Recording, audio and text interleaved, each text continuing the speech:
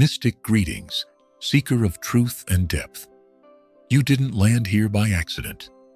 Something inside you is ready to awaken, to uncover what others have tried to bury.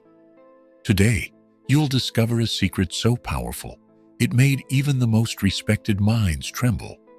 A truth whispered by Freud himself. A truth about female desire that was silenced, not because it was wrong, but because it was too right. If you're here, it's because you don't settle for surface-level answers. You're different. You feel the truth, even when the world tries to hide it. That's why this message is for you. But before we dive deep, take a moment, hit like, subscribe, and turn on notifications. Because here, we reveal what others fear to say. Now, let's begin.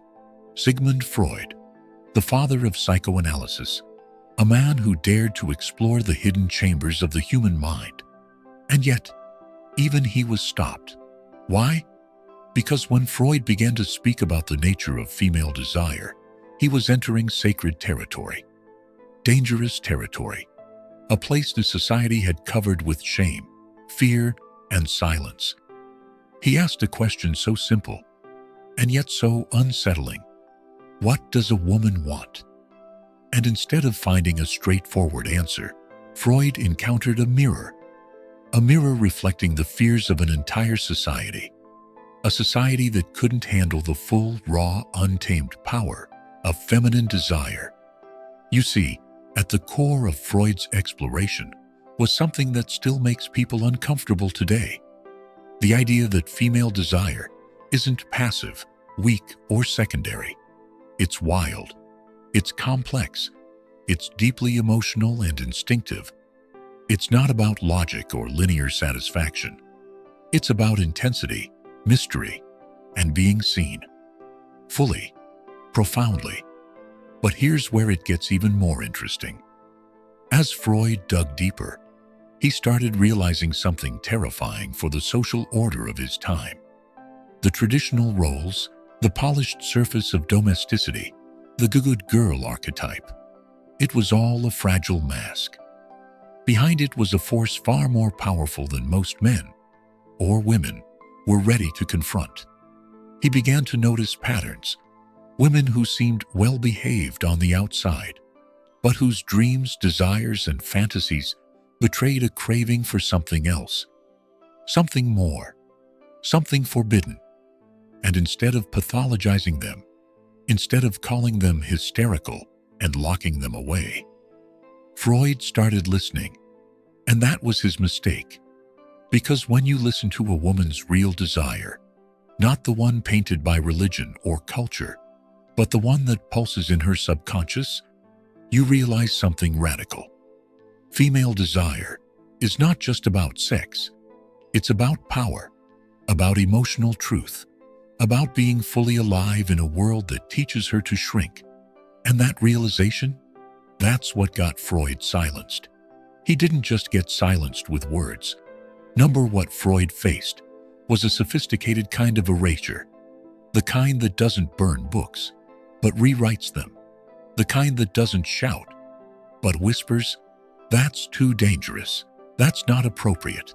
That's not what people want to hear."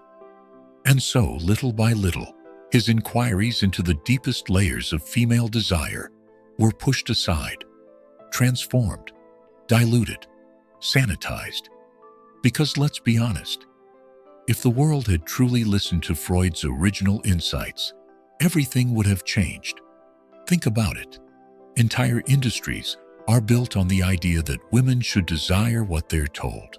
The perfect body, the perfect husband, the perfect family, the perfect silence.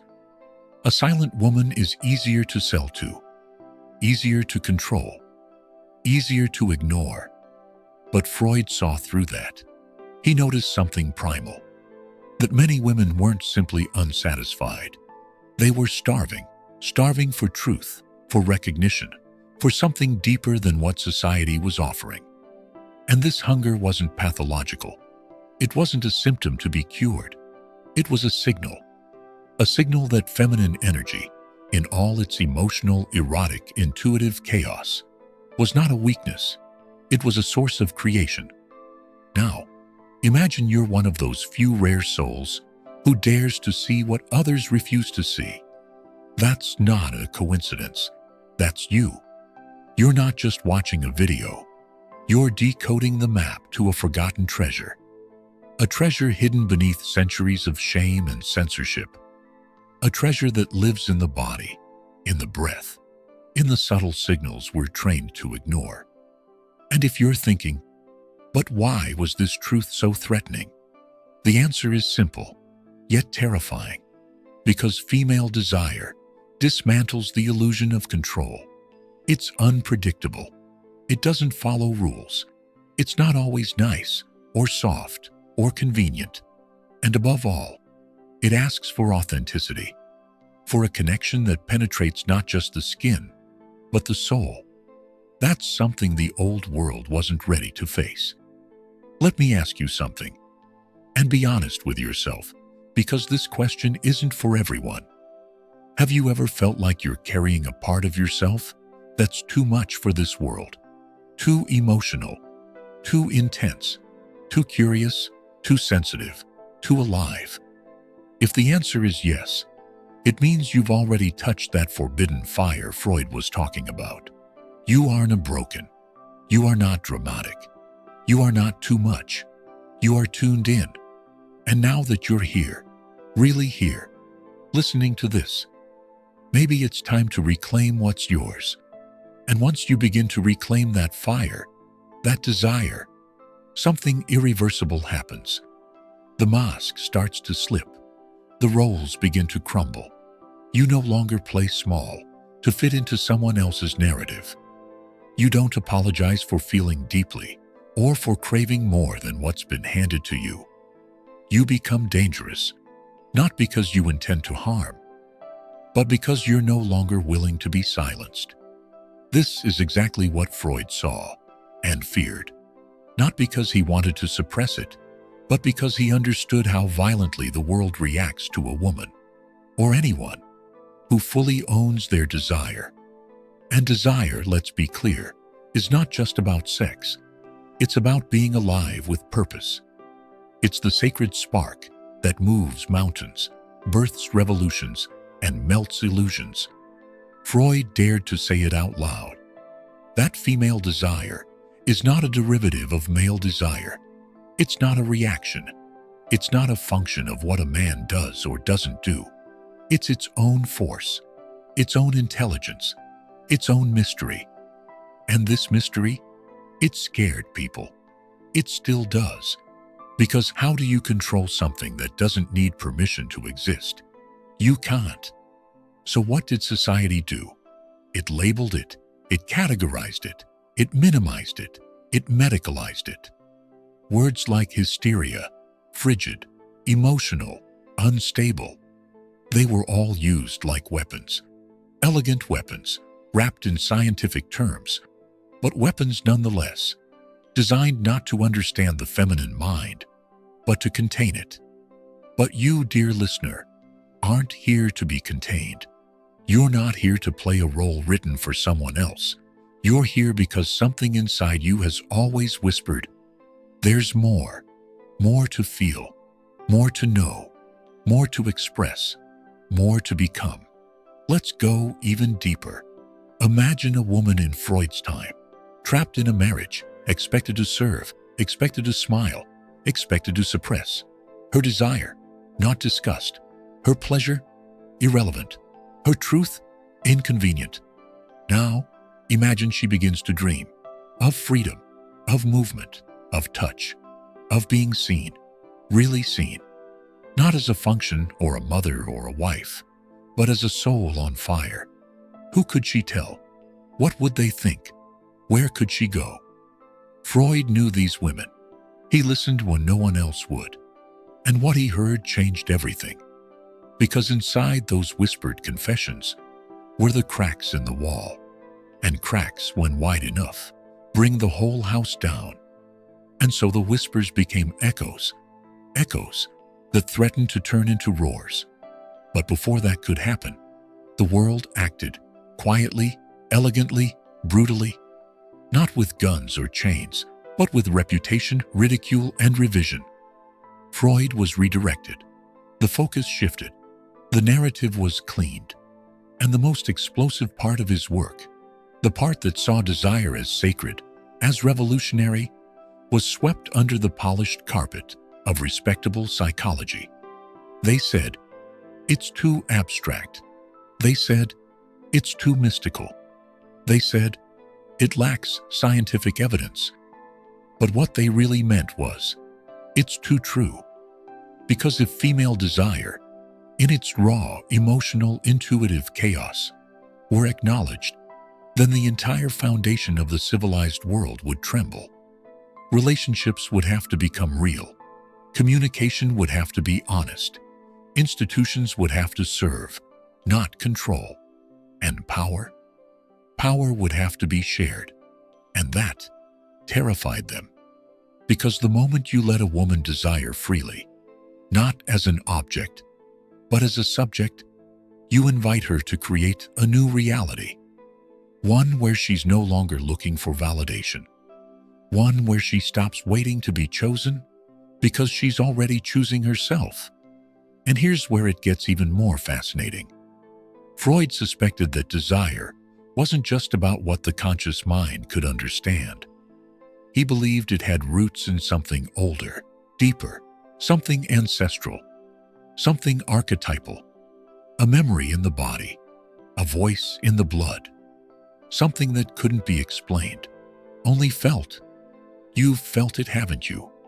That pull, that hunger, that strange magnetic knowing that there's more to you than the story you've been told, that your emotions are not weaknesses, they are signals, that your intuition isn't nonsense, it's intelligence, that your body doesn't lie, it remembers. And this is why you're not like the others. While many scroll numbly through life, you stop, you listen, you feel. You search for meaning where others look for distraction. You ask questions no one dares to answer. You are a spark in a world soaked in gasoline. And you're waking up. You don't need permission to be fully alive.